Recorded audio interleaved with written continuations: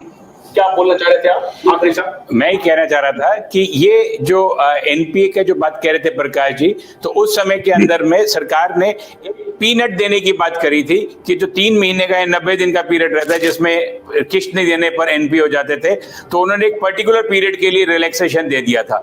पर वो बिल्कुल एक पीनट के तरीके से था कि जैसे जैसे आपका लॉकडाउन, जिस पीरियड में लॉकडाउन था उस पीरियड में आपको रिलैक्सेशन मिल गया था, पर जैसे ही लॉकडाउन हटा उसके बाद में इन्होंने अपना वही मीटर चालू शुरू कर दिया था। वो एकदम से कालचक्र की एकदम गहरी चाल उनके ऊपर में आ गई थी, व्यापारियों के ऊपर में।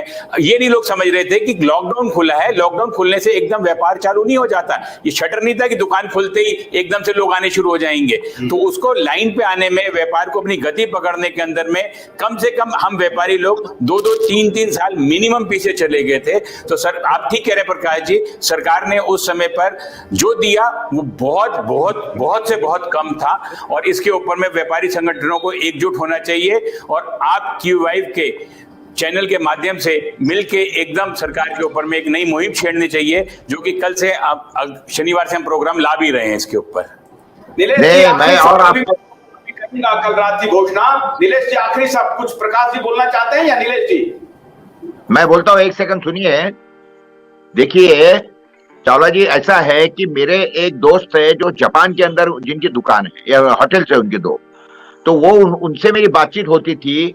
वो बोल रहे थे कि जापान गवर्नमेंट ने बोला था कि आपका कितना नुकसान हो रहा है, आप हमको सिर्फ इंटीमेशन दे दो। तो उन्होंने बता दिया कि भाई मेरा हर महीने का 3 लाख रुपए का नुकसान हो रहा है मेरा होटल बंद रहने से। तो जापान गवर्नमेंट ने उनको 3 लाख रुपए पर महीने के हर महीने में चेक भेज देती। कोई वेरिफिकेशन नहीं, कुछ नहीं, आप बताइए आपका कितना नुकसान हो रहा है। तो व्यापारी जो है हमारी, तो मैंने तो जो मेरा जो क्लेम दाखिल किया नीलेश जी के थ्रू, तो वो तो मैंने सिंपल किया ना। मेरा 2019 के अंदर जो मेरा इनकम था, जो मेरा रेवेन्यू था, वो मेरा रेवेन्यू जो था वो था करीब करीब 1 करोड़ रुपए का। उसके बाद में मेरा वो रेवेन्यू घट के सिर्फ 20 लाख रुपए रहेगा, तो 80 लाख रुपए का मेरा नुकसान हुआ। और मेरे चार्टर्ड अकाउंट ने मुझे बैलेंस शीट के अंदर क्लियर करवा दिया। तो मेरे चार्टर्ड अकाउंटेंट की 2019 की मेरी बैलेंस शीट और उसके बाद में 2020 की बैलेंस शीट मैंने दोनों भी जोड़ के नीलेश जी को दे दिया कि ये तो हाथ कंगन को आरसी क्या है, this is the clear fact.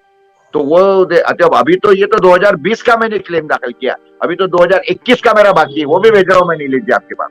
तो ये जरूरी है, एक बात समझिए। और जब नीलेश जी जैसे खुखार वकील हमारे पास में हैं, तो हमने तो ये इसका पूरा फायदा लेना चाहिए।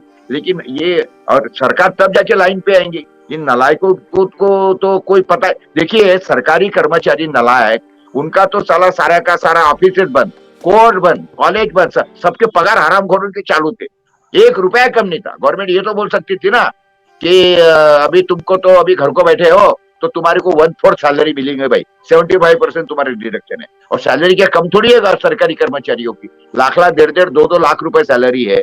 1/4 भी करते थे तो भी महीने की 25,000 50,000 रुपए एक आदमी को मिलता था, घर में तो बैठे थे। लेकिन उनको सालों को ये कारा क्यों हुआ?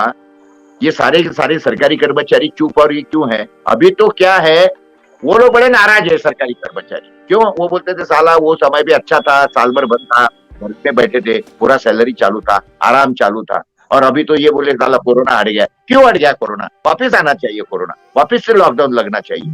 वो तो बेचारे सबसे ज्यादा अगर दुखी हो रहे हैं कोरोना हटने के कारण, तो ये सरकारी कर्मचारी, हमारे प्राध्यापक, शिक्षक, जिनके पूरे स्कूल कॉलेजेस बंद थे, समझ लेना। और उसके बावजूद भी सारा सैलरी चालू थी। इन लोगों का तो कोई नुकसान हुआ ही नहीं है हरामखोरों का।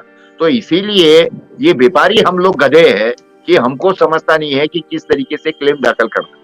इसलिए मैं सारे व्यापारियों को आज के चैनल से ये आज के शो के माध्यम से सबको करता हूं कि क्लेम दाखिल करो, इतने क्लेम दाखिल करो कि इनको नानी याद आ जाए सालों को, और बिल्कुल उसका फॉलो करते रहो। उसके सिवाय ये लाइन पे सुधरेंगे नहीं हरामखोर।